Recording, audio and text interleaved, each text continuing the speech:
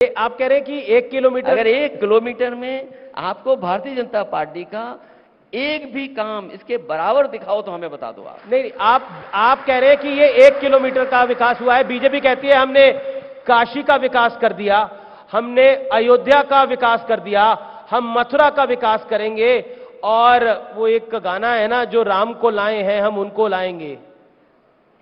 और एक गाना वो भी है। जी बताइए।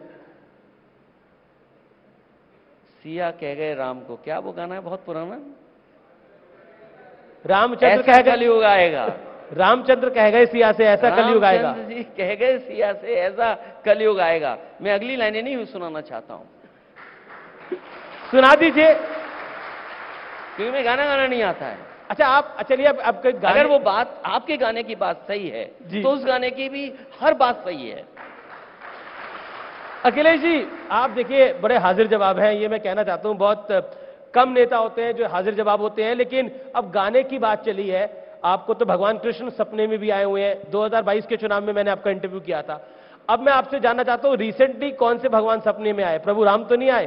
देखिए, मैं आपसे कहना चाहता हूं जी, और बहुत अभी मैं इंग्लिश चैनल देख रहा था जी, और देश के बहुत बड़े स्वामी हैं, उन्होंने ये कहा कि कृष्ण का जो रूप है, कृष्ण की जो पॉपुलैरिटी है, उससे बहुत पीछे है भगवान श्री राम।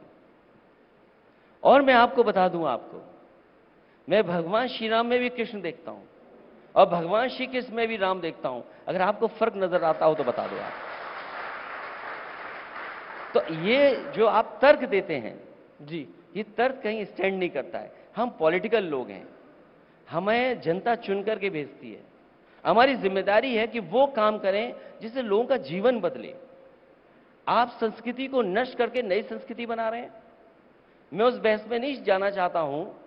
आप काशी के लोगों से पूछो कि जो हमारे पौराणिक और न जाने कितने सदियों पुराने मंदिरों को तोड़ दिया गया, क्या हम उनका संरक्षण नहीं कर सकते थे? क्या हम उस संस्कृति का संवर्धन नहीं कर सकते थे? और यही है, क्या और शहरों में नहीं हुआ?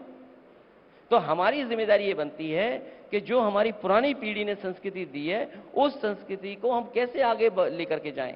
क्या उस पर रिपोर्ट्स नहीं है? इसलिए उस बहस में मैं नहीं जाना चाहता हूं।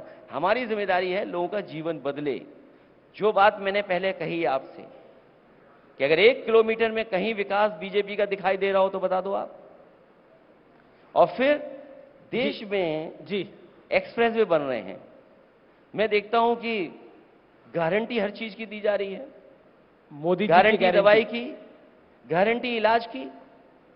आप जाइए किसी इंस्टीट्यूट में चले जाइए सरकारी में, गरीब का क्या हाल है। न दवाई मिल रही है, न उसका इलाज है। और मैं आपसे दावे से कह सकता हूं, आप कभी इमरजेंसी में चले जाएं, आपका मरीज एडमिट नहीं होगा। लाखों लाख लोग भटकते हैं हर दिन, उन्हें सही इलाज मिल जाए। फिर किस बात की आप गारंटी दे रहे हैं? आपने कहा जी कि निवेश आएगा उत्तर प्रदेश में। ये तो एक टेंट लगा है, टेम्परेरी टेंट है, जिसमें हम और आप सब बैठे हैं। यहां पर डिफेंस एक्सपो हुआ था, कई हजार करोड़ रुपए खर्च हुए होंगे। चाहे वो डिफेंस एक्सपो हो, इन्वेस्टमेंट मीट हुई हो, जमीन पर क्या उतरा?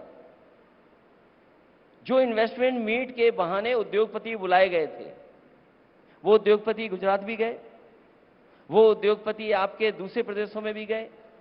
आप ये बताइए, 3 साल सरकार के होने वाले हैं, दिल्ली की सरकार के 10 साल से क्या इंसेंटिव मिला जिससे कोई उद्योग लग गया हो?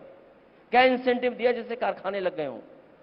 जो मुख्यमंत्री जी कहते हैं कि 40 लाख करोड़ के एमओयू हुए, जमीन पे क्या उतरा? और फिर इस उत्तर प्रदेश की जनता के साथ भेदभाव क्यों? सरकार दावा करती है कि सबसे बड़ा एक्सप्रेसवे बन रहा है, बंबई से लेकर के हम दिल्ली को जोड़ रहे हैं, वो 1 लाख करोड़ का एक्सप्रेसवे है। गुजरात को जोड़ने वाला वो कई हजार करोड़ का है, पंजाब से गुजरात जोड़ने वाला कई हजार करोड़ का है। जिस उत्तर प्रदेश ने सरकार बनाई हो, जिस उत्तर प्रदेश ने सबसे ज्यादा लोकसभा सांसद जिताए हो, जिस प्रदेश ने प्रधानमंत्री दिया हो, बताओ उसको दिल्ली वालों ने एक एक्सप्रेसवे नहीं दिया? एक एक्सप्रेसवे दिया हो तो बता दीजिए। लेकिन